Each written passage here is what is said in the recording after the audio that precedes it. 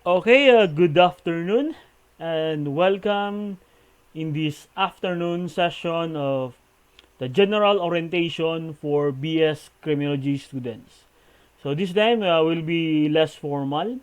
We'll be discussing important things about the policies of CCC criminal justice. So for this afternoon, we're going to discuss first the introduction of new dean. Yours truly. I'll introduce myself, being the new dean of the college. We'll also discuss the academic policies, courtesy, and discipline, including different standard operating procedures, physical agility requirements, and the Air Force ROTC. So, allow me to introduce myself. I am Edward Maglukot, a licensed criminologist, 35 years old, um, and a true-blooded Filipino. For my educational background, I finished my Bachelor of Science in Criminology in 2006 at Negros Oriental State University in Dumaguete City. I finished my Master of Science in Criminal Justice at University of Cebu in March 2010. I finished my Bachelor of Laws at Negros Oriental State University in Dumaguete City way back in 2014, and I finished my Ph.D. in Criminal Justice at University of Mindanao, Davao City last to March 2019. For my eligibilities, I passed the criminologist licensure examinations given by the Professional Regulation Commission on May 4 to 6, 2006 with a rating of 85.5%, which gives me the distinction as top-notcher number 5 in the whole Philippines. I also passed the Civil Service Professional Examination given by the Civil Service Commission on April 2, 2006 at Dumaguete City with a rating of 80.81%. And I also passed the NAPOLCOM PO1 entrance examination given by National Police Commission on May 2007 with a rating of 79.5%. For my work experience, I was appointed as Assistant Professor 1 of Negros Oriental State University, and I stayed there for 8 years. And later on, I was appointed as the Dean of the Criminal Justice of Ridgewoods Colleges in Cebu City from June 2012 to June 2020. And now I am the Dean of the Criminal Justice of Carcar City College starting July 1, 2020. So let's start our formal discussion on academic policies. First, we have the admission policy. Of course, since criminology is a board course, the requirement, the average that is required for a senior high school graduate to choose, to join the or to take up criminology is 85 and above. Nonetheless, you must pass also the college entrance test and submit all the documentary requirements. So those are our admission policy. Now, once you are enrolled with Carcar City College, College of Criminal Justice, we have the so-called retention policy. And our retention policy is you must have no failing grades in professional subjects. When you say professional subjects, these are major subjects. So, if you fail in one of your professional subject, then you'll be advised to shift to another program. And we have also the minimum grade requirement, and that is 2.5. If you get a grade below 2.5 or 2.6, then that subject must be retaken. And in Carcar City College Criminal Justice, we have the so-called calling system. Okay? If you are an incoming second year student, you need to pass the diagnostic exam. And this is my proposal. Okay? This is my proposal. You need to pass the diagnostic exam. If you will fail in the diagnostic exam, you cannot enroll in the second year. If you are incoming 3-year student, you need to pass the promotional exam. If you fail in that promotional exam, you cannot enroll in the third year. If you are incoming 4th-year students, then you need to pass the mock board examination. If you fail in that mock board examination, you cannot enroll in the 4th year. So, our calling system now is not anymore based on grades, but it will be based on the result of examination. But this is still the proposal.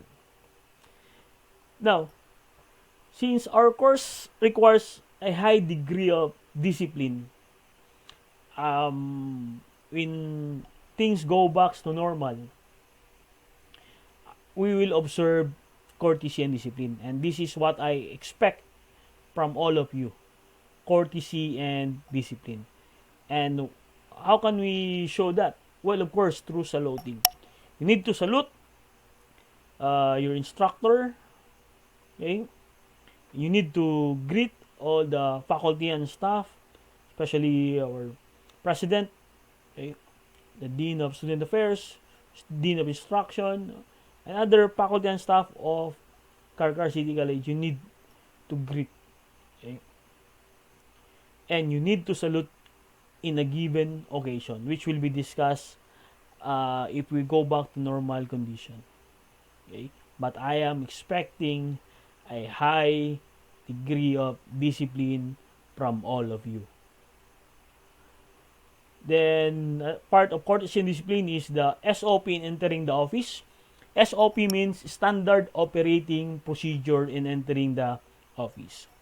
If you enter the office, you need to knock 3 times. Knock 3 times. Render salute. And state, cadet, state your name, request permission to enter the office. When you are told to enter, that's the time you come to attention. So that is our SOP in entering the office. Then we have also an SOP or standard operating procedure in when your instructor enters the classroom. Okay, if this is if we will go back to the normal. The class marcher will slap the chair 2 times like this and shout, "Class, attention!" And everybody will rise. And if the instructor will say, "At ease," or you may now take your seat, that's the time you will take your seats. Then, I am very also particular with your bearing and appearance. Okay. So, what to expect from you? You must wear proper and complete course uniform. Proper haircut, that is 2x3 wide side wall. When you say wide side wall, so bisay pa na kagis.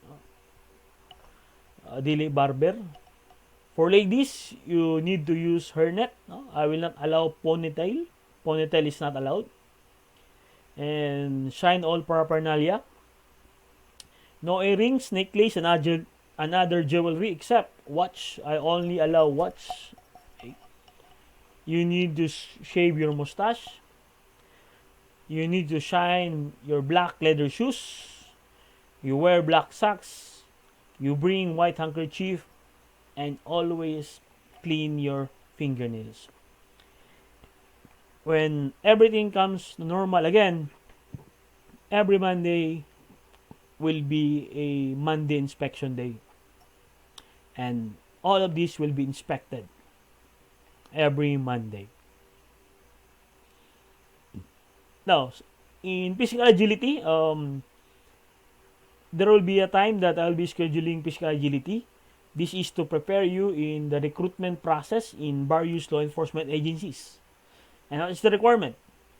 Well, we have a 1-minute push-up. In 1 minute, you need to accomplish for the male at least 35 repetition. For female, 25 repetition. And for female, pwede siya bench push-up. So that's the requirement. No, 1 minute push up, 35 repetition for male, and 25 repetition for female. Then you have the 1 minute sit ups. The same, 25 repetition for male and 25 repetition for female. Okay, so we will do this when things goes back to normal. Then of course you have the kilometer run.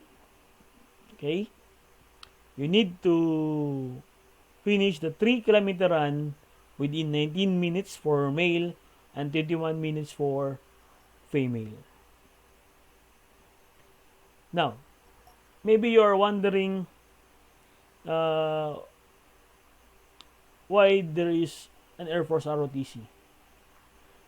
Um, by the way, first year, second year, and third year, you are required to enroll in Air Force ROTC.